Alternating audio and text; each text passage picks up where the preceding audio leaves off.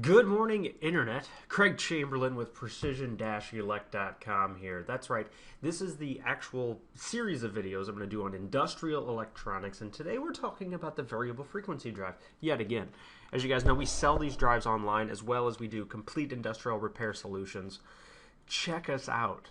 We've been doing this for like 20 years. We are a systems integrator. We don't just sell drives online.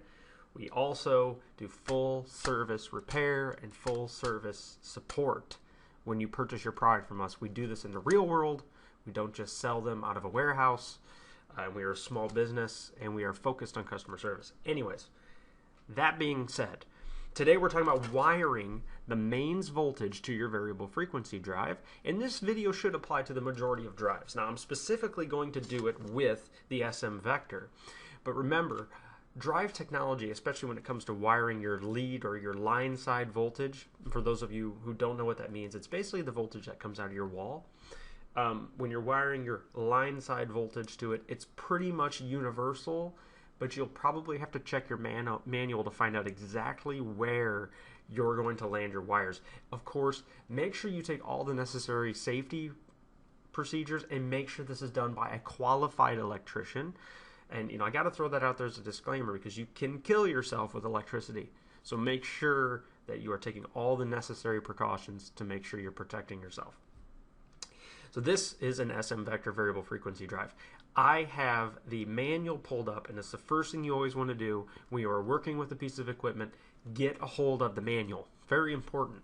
If you go to our website, precision-elec.com, precisionelec.com, you can go to support and go to technical manuals, and that'll let you pull up the SMVector, in this particular case, operating instructions manual, and I went ahead and pulled it up in advance, so I went to the right section. Now, typically in your manual, they'll have a category, something very similar to this. This one's the mains connection or the line side connection, and in this particular case, this is a 120 volt drive. You'll probably know what drive you have if you bought it. But I'm going to cover how to do kind of both. You have your single phase and you also have your three phase. This one is a single phase 120 volts. So it's very similar to, look at this, what will come out of your wall. This is just a basic plug. So essentially, if you look at the print here on my page, you'll notice that the mains connection for the 120 volt single supply has the wiring diagram right here. Now they recommend that you fuse the hot wire. That's your L1, and that's basically the hot wire. In my case, it'll be the brown wire. I'm sorry, the black wire. And this is the wire that actually carries the voltage on it. My common or my neutral will be my white wire, and the green wire will be my ground. And you want to make sure you have a ground as well. And essentially, what I'm going to make sure that I do is that I land the proper wire to the proper lead, because if I don't do that, then you can damage your drive. So you want to make sure you're wiring it to the right side, because on the right hand side on mine, the terminals are labeled the exact same. I have an L1, I have an L2, and I have a neutral. Okay, so if you look right here on my print, I have an L1, an L2, and a neutral, and of course my ground is there as well.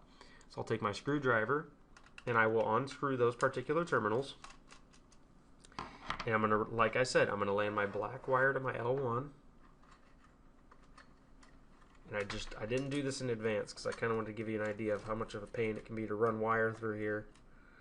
And you want to make sure, obviously, you don't have any power on it while you're doing this. Like I said, take your time to make sure you're doing all the necessary safety procedures before you do this. I really don't want to have you guys message me and say, hey, I watched your YouTube video, I electrocuted myself. Not cool.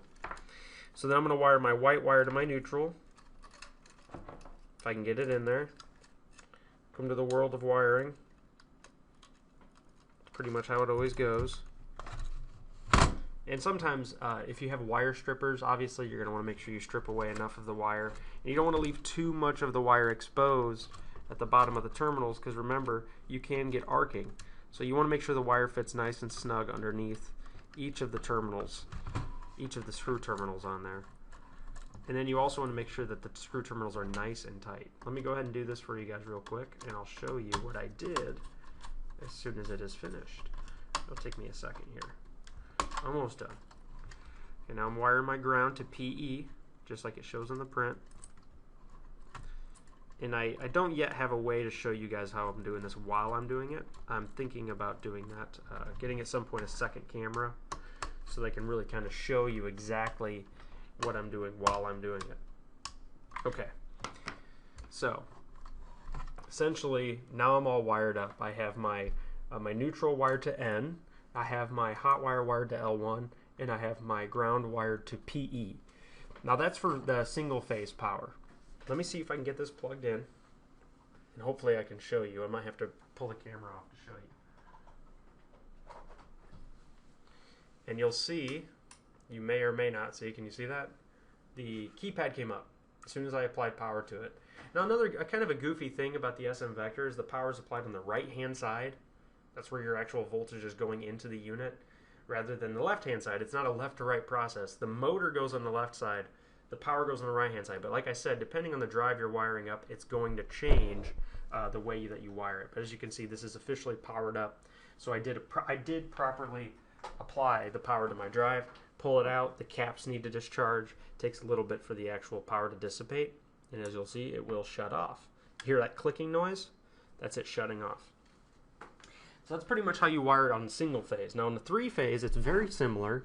If we look back here on the manual, you'll notice, I'm sorry, there's also a single phase for your L1 and L2. This is for single phase 240 volt. You want to make sure you fuse both L1 and L2 on the ESV N01 series. And really you can kind of go both ways on this. It's not absolutely necessary that you phase the neutral if you're using an L1 and neutral. Depending on you have to know what your supply side is. Some people will just have one hot wire and a neutral for their 230 volt single phase. Other people will have two hot wires for their 230 volt single phase. If you have two hot wires, you want to make sure you fuse both. If you have one hot wire, you want to make sure you only fuse L1. And I'm going to show you guys a little bit more about fuses here in a minute.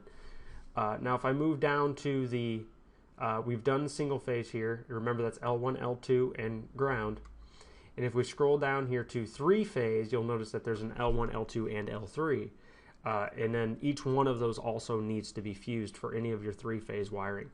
So like I said, essentially you want to make sure you go into your manual and make sure you know what your line side power is, and then you can actually pull up exactly how to land those mains connections on the input side of the voltage. And depending on the drive that you're using, you can also do your fusing through this.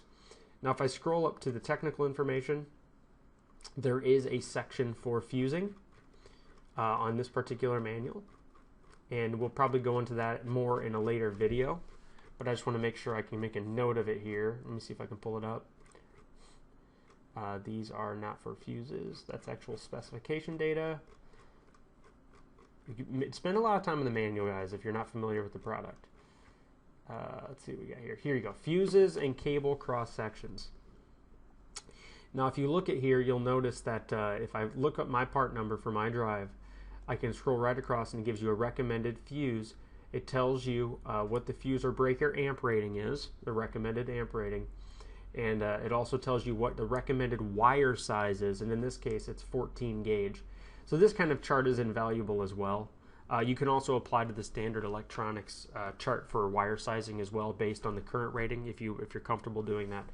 And that's pretty much how this whole process goes down. You gotta make sure you have the right wire size, gotta make sure you're fusing your input power, and then you gotta make sure you land the power to the right terminals. And then you're good to go after that. Apply power, screen should come up. Make sure you don't put 460 volt on a 230 volt drive, or 460 volt on a 120 volt drive, because it won't be pretty. So thank you guys for coming out to this video. There's going to be plenty more videos on variable frequency drives and how to wire them up. This is the industrial electronics series of my channel, so you can ask any questions. And remember, don't hesitate to contact us at Precision Electric, precision-elec.com. If you have any questions about drives or you're looking to purchase one, if you have any drive repair requests or anything like that, or any repair requests in the industrial electronics world, we do just about everything. And if we don't, we'll tell you. How's that work? Thank you guys for coming out. Hopefully this helped you. And in the next video, we'll be wiring up a motor to it. That one right there, actually. We're going to show you guys how to spin it. Maybe. Yes, probably. Maybe how to tune it. I don't know. I haven't decided yet. This is kind of something I'm figuring out as I go along. I'll see you guys in the next video.